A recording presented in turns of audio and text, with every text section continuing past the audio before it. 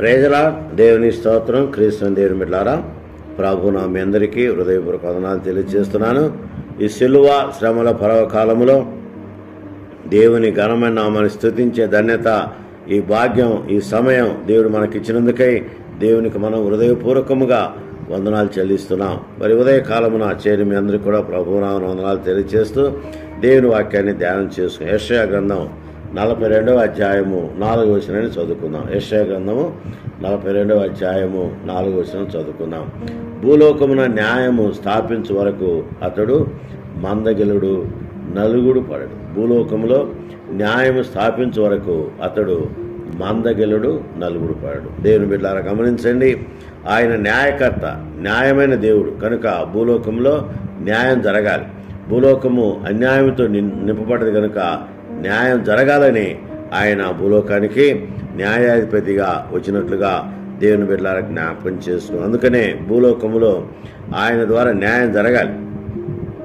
అప్పటి వరకు ఆయన నలుగుడు పడడు, మందగిలుడు అన్న విషయాన్ని దేవుని బిడ్డకు జ్ఞాపకం చేసుకుందాం. ఎందుకంటే పాపను రక్షించుటకు ప్రభు ఈ లోకానికి నరావతారునిగా వచ్చాడు. అంత మాత్రం కాదు, భూలోకంలో న్యాయం స్థాపించాలి, న్యాయ పరిపాలన జరగాలి, న్యాయముతో అనేకులు ప్రభు దగ్గరికి రావాలని ఉద్దేశంతో ఆయన భూలోకంలో న్యాయము స్థాపించేంత వరకు మందగిలుడు, నలుగుడు పడడని భక్తుడు యెషయా ద్వారా ప్రవశిస్తున్నాడు. నిజమే దేవుని బిడ్డలారా గమనించండి, పాపులను రక్షించుటకు ఆయన ఈ లోకానికి వచ్చిన దైవ కుమారుడని దేవుని బిడ్డలారా జ్ఞాపకం చేశారు. అందుకే ప్రభు వారు న్యాయము స్థాపించే వరకు న్యాయాధిపతిగా, ఆయన న్యాయకర్తగా భూలోకంలో ఆయన కార్యం జరిగించే నిమిత్తం భూలోకానికి వచ్చినట్లుగా దేవుని బిడ్డలారా జ్ఞాపకం చేసుకుందాం. న్యాయమును స్థాపించినప్పుడు అన్యాయముకు చోటు లేదు కనుక ఆయన న్యాయకర్తగా న్యాయం స్థాపించడానికి ఆయన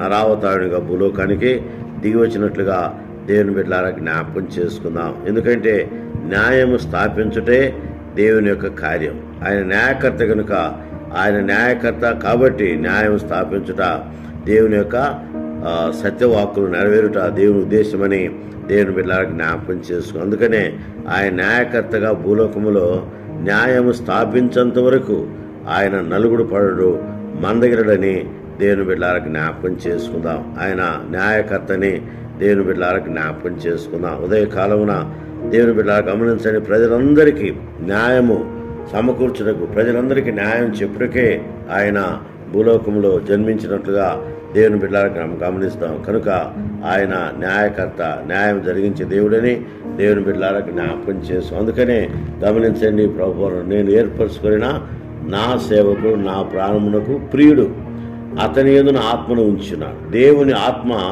ప్రభువులో ఉన్నది కనుక ఆయన అన్ని జనులకు న్యాయము కనుపరచును.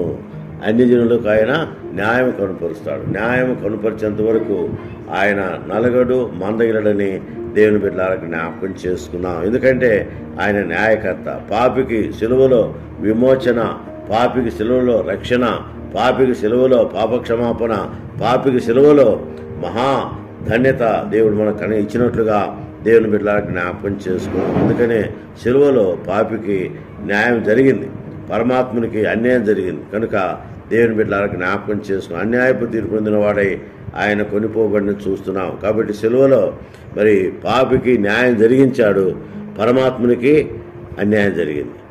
ఏదేమైనా పాపిని ప్రేమించడానికి లోకానికి వచ్చిన దేవుడు కనుక ఆయన భూలోకంలో న్యాయము స్థాపించేంత వరకు మందగిలలేదు, నలుగురు పడలేదు. నిజముగా ఆయన భూలోకంలో న్యాయం ఏంటి ఆ న్యాయం అని ఒక్కసారి మనం జ్ఞాపకం చేసుకుంటే, పాపికి రక్షణ, పాపికి విమోచన, పాపికి శ్రేష్టమైన ధన్యత, కృపావరాలు ఆయన కుమ్మరించే దేవుడని దేవుని బిడ్డలారా జ్ఞాపకం చేసుకుందాం. మరి ఉదయకాలమున దేవుని బిడ్డలారా గమనించండి, ప్రభువుతో ప్రతిదినం అరుణోదయ ఆశీర్వాదాలు, అరుణోదయ దర్శనాన్ని పొందుట దేవుడు మనకిచ్చిన గొప్ప ధన్యతని జ్ఞాపకం చేసుకొని అనుదిన వాగ్దానం పొందుటకు మరి ఉదయకాలమున దేవుని సాన్నిధ్యంలో మనం ముందుకు సాగాలని, దేవుడు మనతో ఉంటాడు, మన మధ్య ఉంటాడు, మనతో ఆయన కార్యాలు జరిగించే దేవుడు అన్న విషయాన్ని జ్ఞాపకం చేస్తాం. అందుకనే అన్యాయపు తీర్పు పొందిన వాడై ఆయన కొనిపోబడని యెషయా భక్తుడు తెలియజేస్తుంది. నిజమే, ఆయన న్యాయము చెప్పుటకు, న్యాయం తీర్చుటకు అన్యాయపు తీర్పు పొందిన వాడై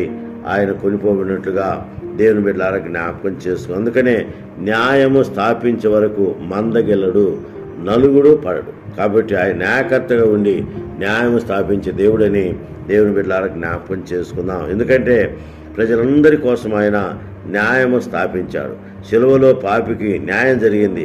శిలువలో పాపికి నిజముగా దేవుడు న్యాయం జరిగించాడని జ్ఞాపకం చేసుకున్నాం. అయితే పరమాత్మునికి అన్యాయం జరిగింది. సరే, ఏదేమైనా ఆయన మన కోసం తనకు రావాల్సినటువంటి మరి ఆ శ్రేష్టమైనటువంటి ధన్యతలు మనకు అనుగ్రహించుటకు ఆయన శిలువలో బలియాగముగా, బలిదానముగా, యజ్ఞప్రశువుగా, యజ్ఞక్రతువుగా, బలి యాగమై ఆయన తన కార్యం జరిగించినట్లుగా దేవుని బిడ్డలకు జ్ఞాపకం చేసుకుందాం. అందుకే ప్రభువారు సమస్త శ్రమలను భరించి, సహించి, వహించి శిలువలో పాపికి విమోచన కలిగించి న్యాయం చేకూర్చినట్లుగా దేవుని బిడ్డలారా జ్ఞాపకం చేసుకుందాం. పాపికి న్యాయం సమకూర్చాడు. ఎందుకంటే ఈరోజు మనం జీవిస్తున్నాము, ప్రభువులో ఉన్నామంటే పాపులమైన మనకు న్యాయం జరిగింది.